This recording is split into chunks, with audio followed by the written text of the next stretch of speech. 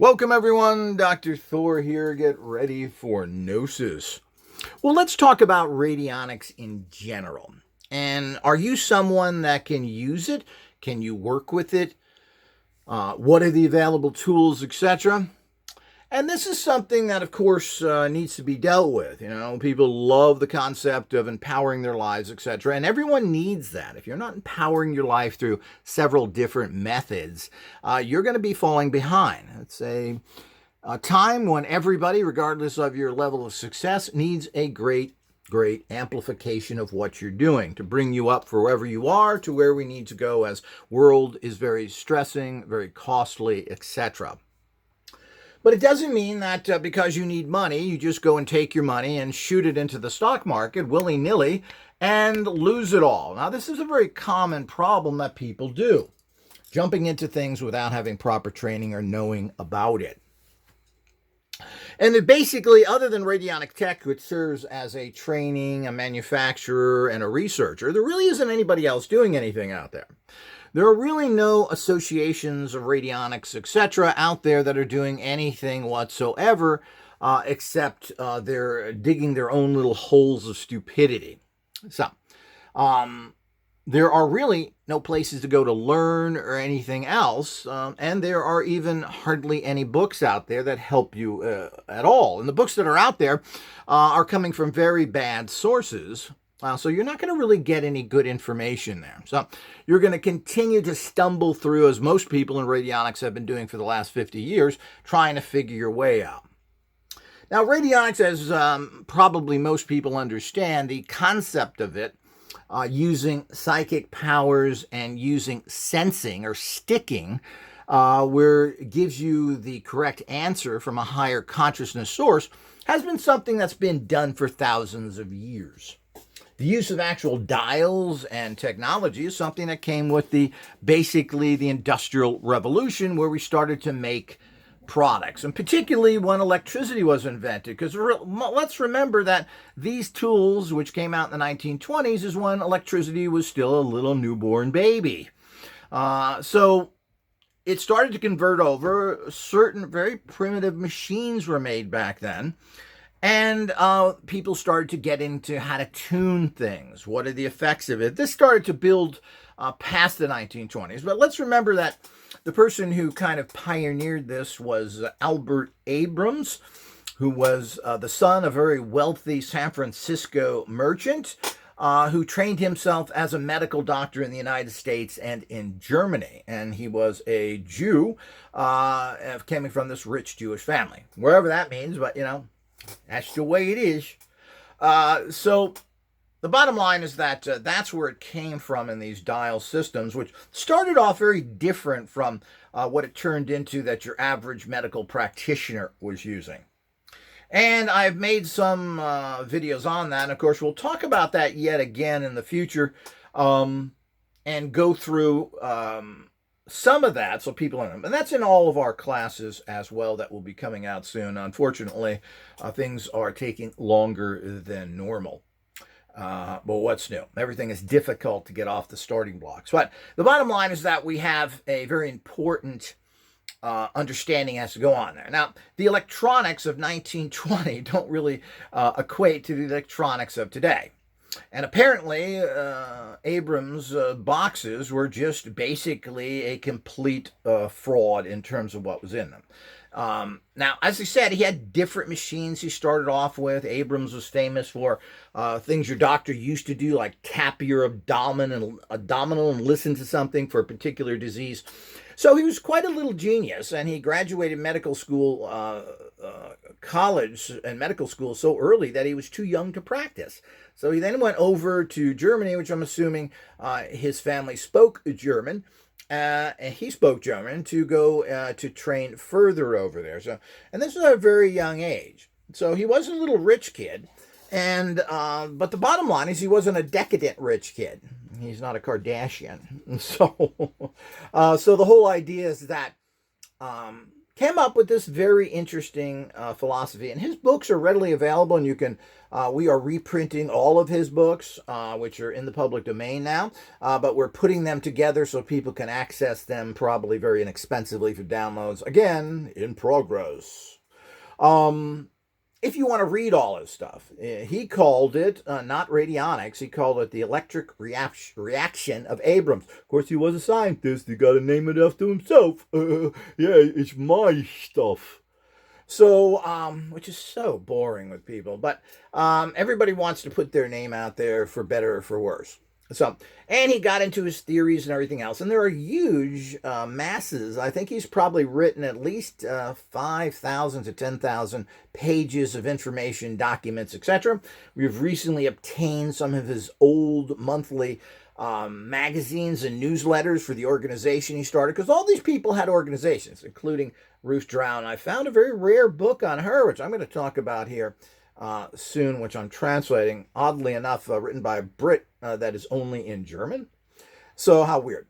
But the point is that you've all of this history here has come up to what the present day is. I don't know if anybody really cares. As a researcher, I look into everything. But the bottom line is, can you use radionics? Do you know how to do it? Can you tune these? And, the manufacturers are telling you how easy it is. Oh, it's super easy. No problem, baby. Well, this just really isn't the truth, because it's a type of sensing, a higher consciousness sensing, that a lot of people have trouble with. For many, many years, I've been teaching metaphysical skills, and not that many people are that good at dowsing, using pendulums, which is critical for the use of radionic machines. Now, pendulums and what a lot of people call the rubbing technique. Well, the rubbing technique is just using your finger as a basic dowsing instrument. Very unprofessional way to do it. Very poor method. What's a stick? What's not a stick? Meaning, does your finger grab the plate more or less? It's really fantasy. I don't like fantasy. I like to boil things down to as much as we can as repeatable scientific results. So the only way you can really do that with a pendulum. Pendulum can also give you the strength of something. If you get a yes from a pendulum, particularly in a clockwise or counterclockwise spin, well, how strong is that spin? So you can rate things as well. So there's a great, but you have to train yourself in that. Now, there is about 3 to 5% of the population that can't do this. Some of them I've talked to that can't seem to get anything are interested in this field for whatever reason that is. They like the field, they think it's good, but it doesn't work for them. Most of them are very lazy people, and of course they're looking for the magic lamp reality that is not a reality. So they have real serious problems dealing with this, and they expect magic lamp results, which is not possible on planet Earth. So the whole idea is that these are tools, these are instruments, and a good way to talk about radionics is radionic instruments. You have to like a guitar or a trumpet. Everybody can buy one. Very few people can play them, and particularly play them well. But certainly that's what you're buying. You're buying an instrument, and of course, Radionic Tech is trying to make this as easy and as instant as possible by pretty much doing everything for you. But the operator is still critical to the reality of it. So, people have been making musical instruments instantaneous for many years now. Player pianos, you could call radios and other things. Well, somebody else is playing the music. But they've had, particularly with pianos and so forth, you can have them turned into computer programs, which actually plays the music for you through that. But this is not teaching you, and you're not learning to do it that way. But there is an instantaneousness to it. And of course, there's always that high-level results that everyone's looking for that requires skill. So radionics requires a whole bunch of levels of skill. Now, what happened with radionics after basically the Abrams stuff, which went into Ruth Drown and the persecution of this? Now, you must remember there's, in classical radionics, started out by a doctor. The machines were given to doctors, and it was classified as a medical procedure. I'm not sure how many people bought these machines that were civilian, so to speak, or if it was even legal. Abrams rented his machines for quite a nice sum back in 1920 to other doctors. I don't know if individuals got it or not.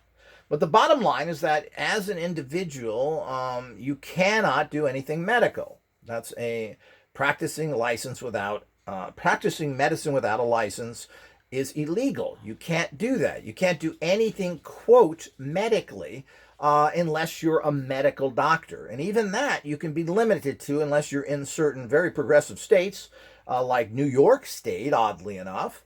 Doctors can use radionics. They can use almost anything that is non-invasive and some things that are. So if you're in New York State, you can probably find a doctor who will give you intravenous vitamin C. There are doctors that use radionics, etc. And usually these doctors are kind of shunned and harassed by the people in their fellow doctories. But you can do that, and certain other states are like that as well. So, but doctors are not going to get into that. They're not going to confront the American Medical Association. They're generally not going to use alternative techniques because of the problem of basically their actual compatriots in the industry. So other doctors are not going to like this because they are ignorant of it. They feel you're going to take business from them, or they feel it's just all bunk because they're so ignorant.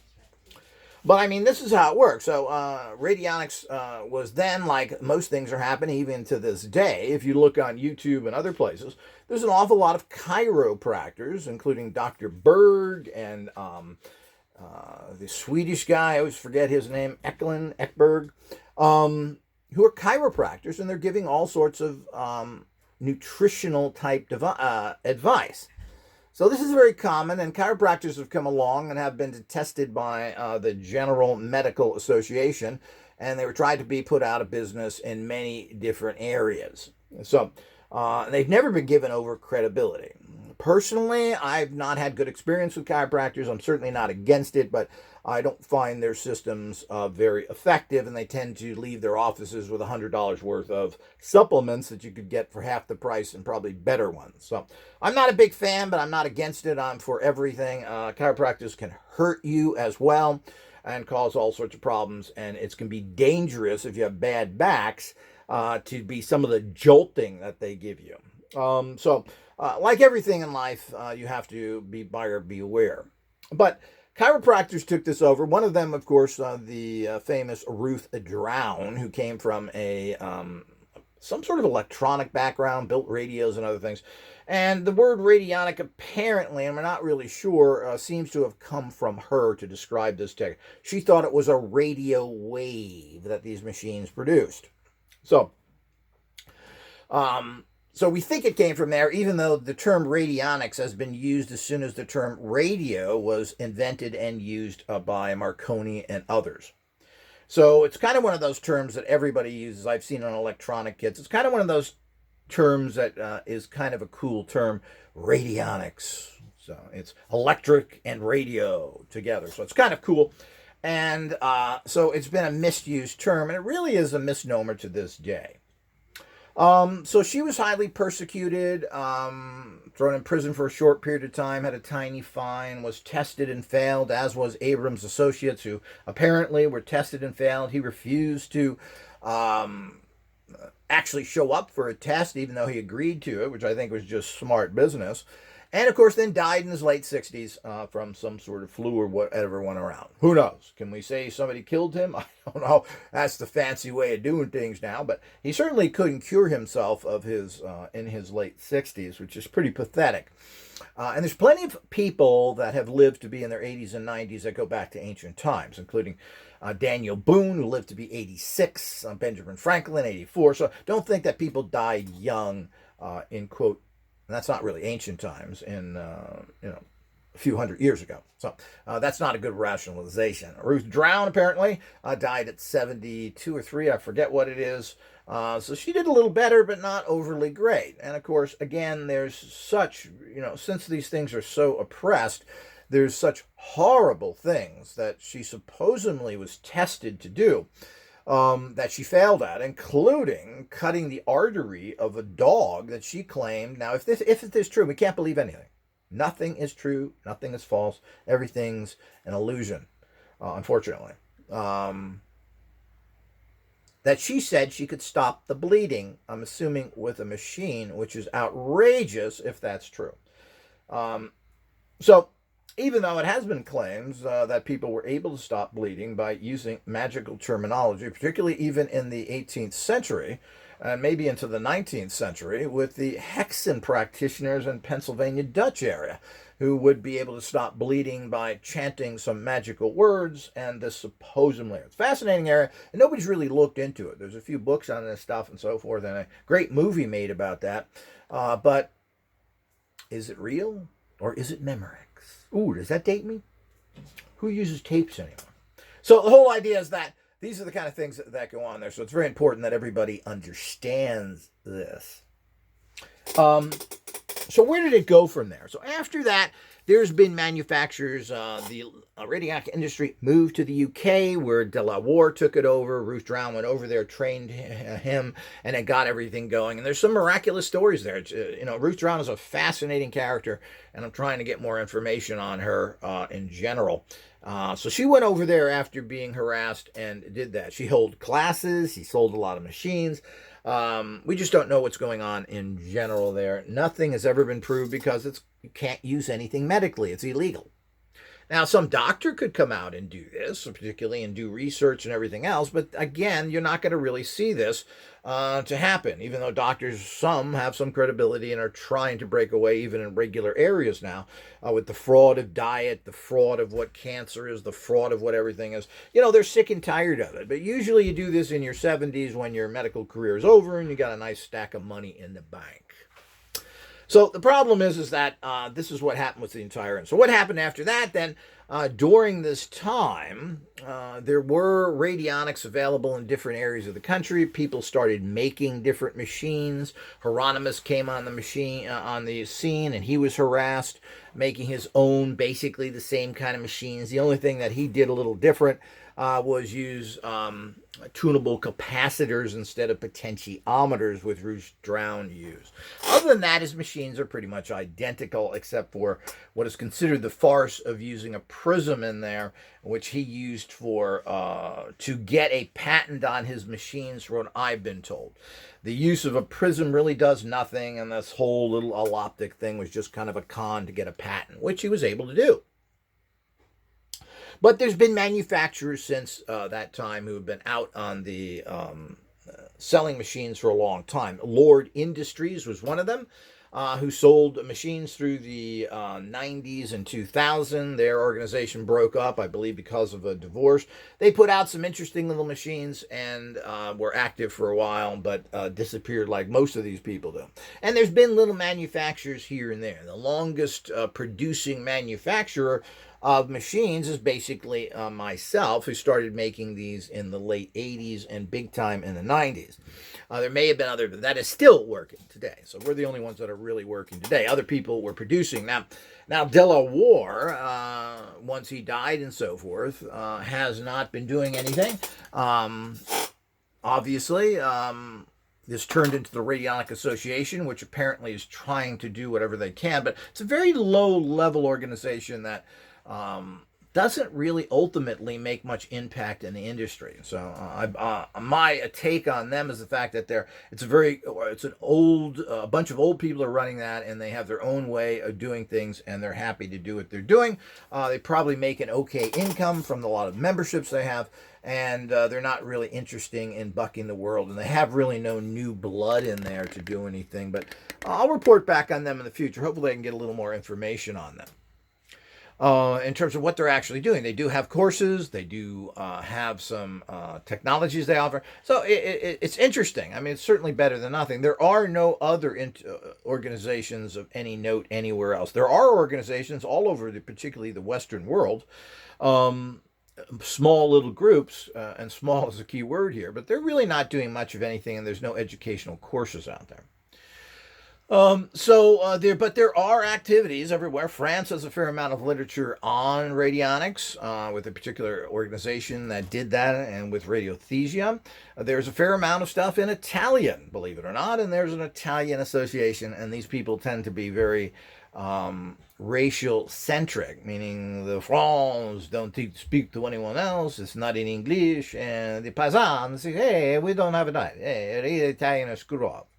So the point is, but there is interesting things there, and you think that they would open their market up a little more by putting it in English. English, everything's got to be in English. You want to keep your own cultural language? Yes, I encourage that, but you're never going to get anywhere by doing that because it's just too small. The reason why the United States tends to lead so many in so many industries, and there's people doing everything, is there's 350 million people in the United States, the third most populous country in the world.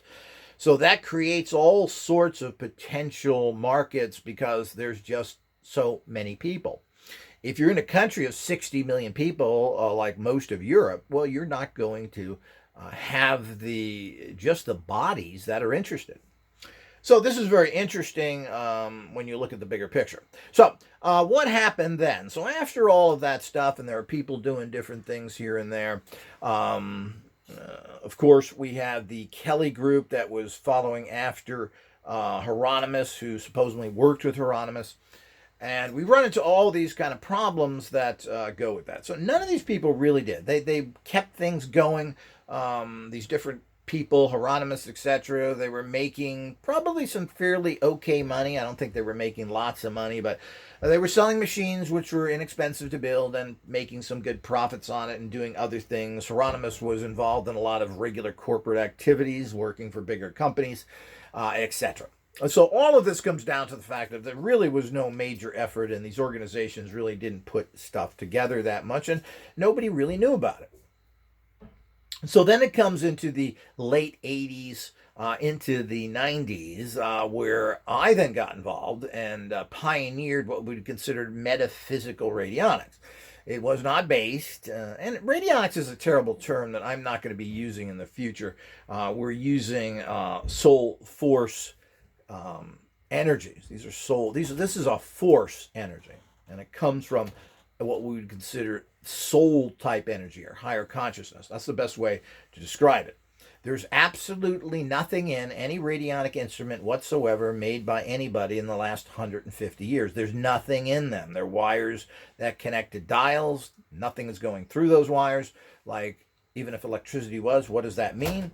It is not electromagnetic in nature. It is not electric in general. And nobody made electrical units, period, throughout the ages. Abrams didn't do that. Ruth Drown didn't do that. None of them did it, while there are varied instruments of different types. But the bottom line is your average unit that is being copied today and that was produced in mass by Ruth Drown has a series of dials, usually 9 to 12, that are connected with wires. So, and of course, people like Bruce Copen had machines that have 30, 40, 50 dials on them. And of course, you weren't really meant to dial those in. You were meant to read his rate book and then take the rates from the book and dial it into the machine. You didn't do that personally. So it took the error factor out of it. Even though dialing in rates and everything else, the way Copen does it, is very complicated, etc. So the whole idea is but these were still based in England, where it was legal to do this kind of pseudo medical practice. But it's really not medicine. You're dealing with a whole different vibrational energy. And I always say, radionics works from the outside in using informational energetic fields, and medicine works from the inside out using chemicals and physical reactions. It's apples and oranges. There's nothing even close to it. They are totally different practices. So the whole idea is metaphysical radionics came out, and I was the first one to build any of these types of units. Matter of fact, this is the first unit that I actually built. It was a 5-dial metaphysical unit. Has a pure copper plate, pure copper screws, pure copper wire. This is just standard plastic. Dials with numbers on them, potentiometers underneath them, in and out plate. So this is the first mass-marketed radionic unit ever produced. Very well done. This was very well made at that time. It's a nice wooden thick box. They have the screws you can take off. Really a beautiful unit that was being produced out there that you would use metaphysically. Now, metaphysically means you'd use stuff like this to psychically protect yourself, to bring prosperity, to surround yourself with money-drawing energies. So anything to bring in the help of a helpful spirit. So this is what metaphysical ran. So it wasn't geared towards just medical practices are really not medical at all, because that's not what they were designed for. At the particular time, I didn't even see that as being all that important, because of the fact that, well, everybody's kind of course, that was 30, 40 years ago, kind of well. And of course, you can always get to a doctor, get cured, go to an alternative person, take some pills. It wasn't really that critical, particularly back then. What was critical is there's no way to manifest wealth and success, to protect yourself from evil, negative people and spirits. All this was really kind of new. So the whole idea is that traditional magic, a lot of people were turned off to because of their own personal brainwashing.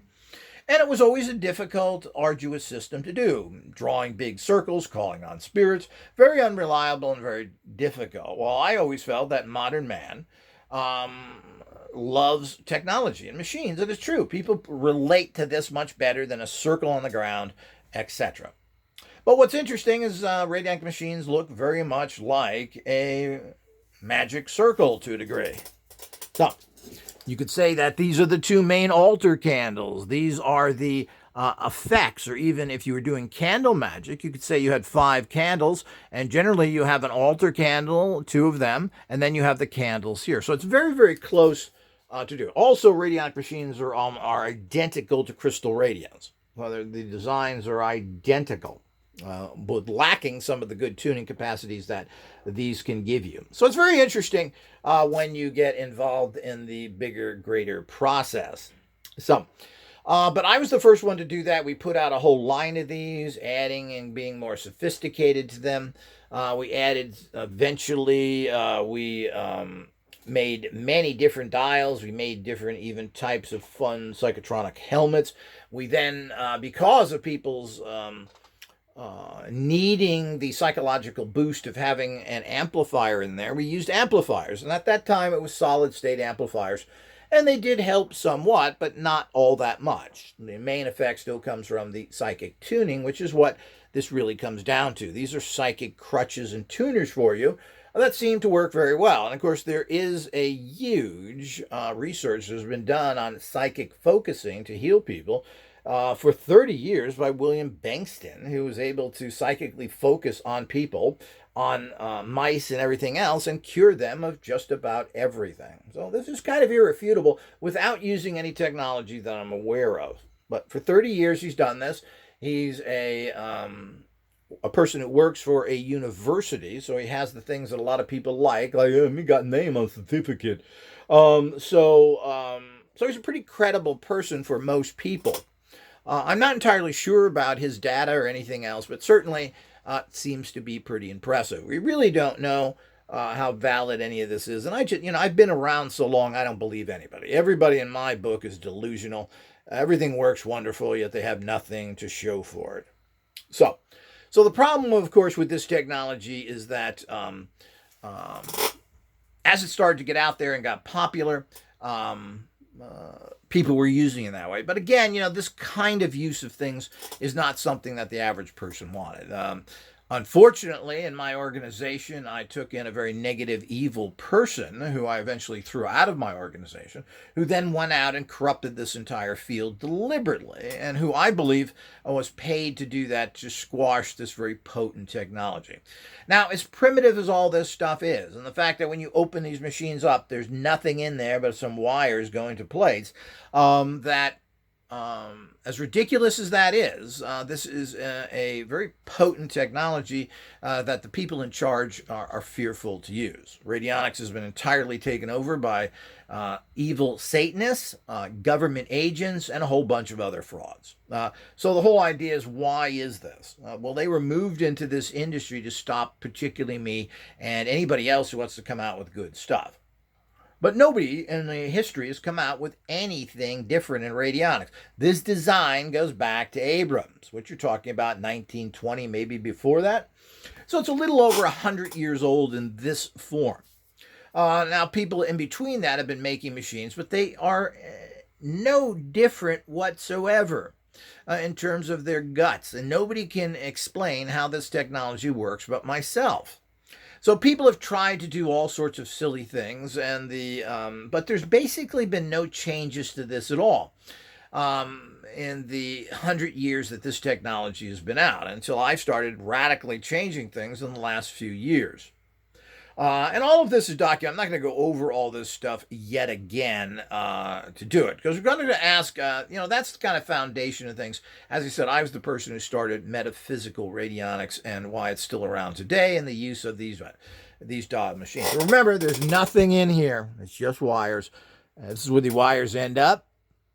Energy flows in here, goes in this direction through a particular series, goes out here, and that's it. Now, what kind of energy is that and everything else? Well, I'm not going to go into that here. I've discussed that already. But this is considered soul force energy, higher consciousness energy, connected through different other ends. It's a complex informational energetic field that how these things work, and it has been proven to work. Now, like everything in life, though, what works, what doesn't work, who's making good stuff, who's not. And we have a history of this because now this has been around quite a bit of time.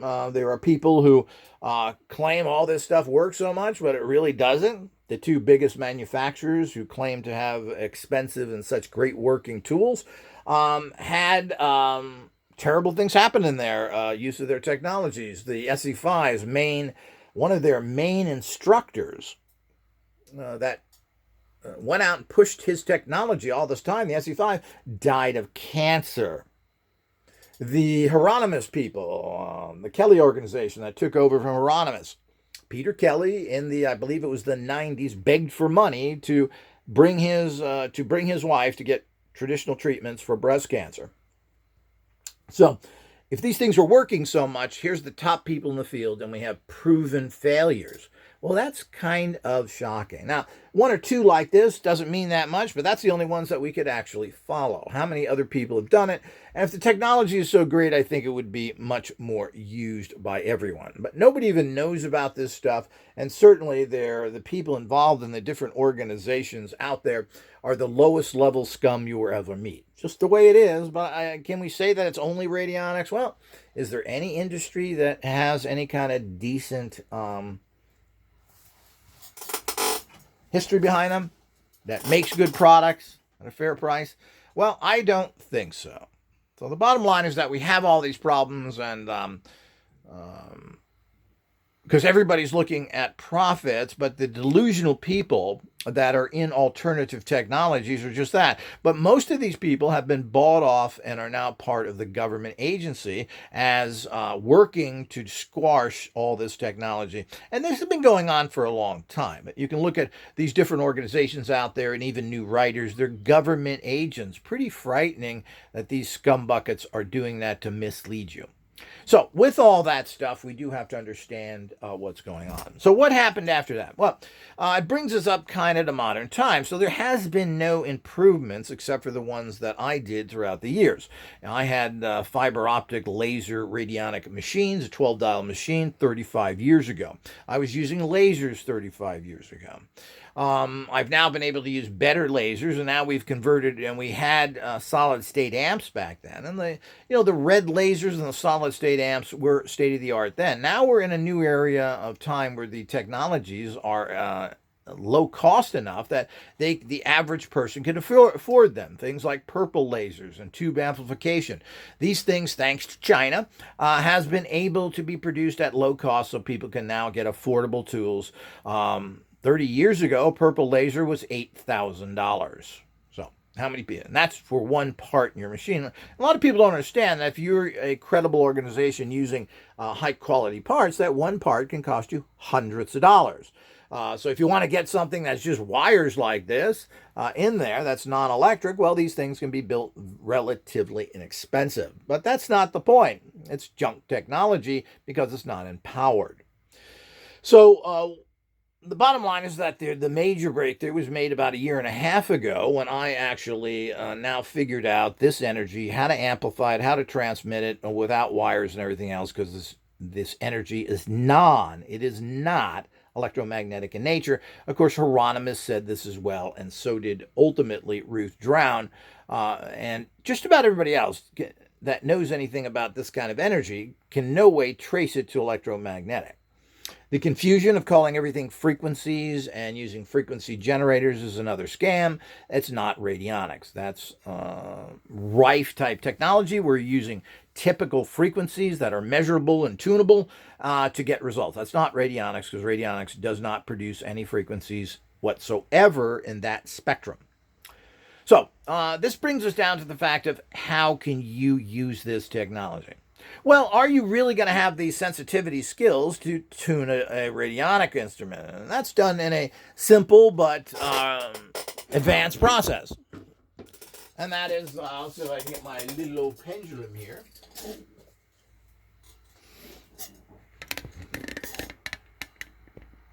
Now, it may look simple, but it's not. So the whole idea is you go to dial 1, the energy is now coming out of here, goes in here and comes out here. And generally you'd put someone's photograph on here and you'd tune into them, or you would ask something. What's the best protection rate for this individual? And then you would turn the dial here. And when you get to the right setting on the dial, you get a clockwise spin. Clockwise means yes, counterclockwise, no. Okay? Now what you tell the machine is that I only want to see yes, because if you go through every number and you go no on it, you're going to be there for a long time. So if it's a no number, it just sits there and goes back and forth. When it's a yes number, it starts to move like this in a clockwise position.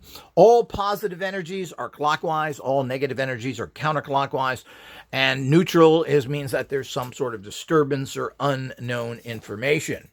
A perfectly balanced energy field will have all three in it, oddly enough, because it's balanced. It has a little negative in it, has a little positive, and it has the neutral. This is very, very rare, and you won't run into these substances. And it's very difficult to pick it up with a regular pendulum.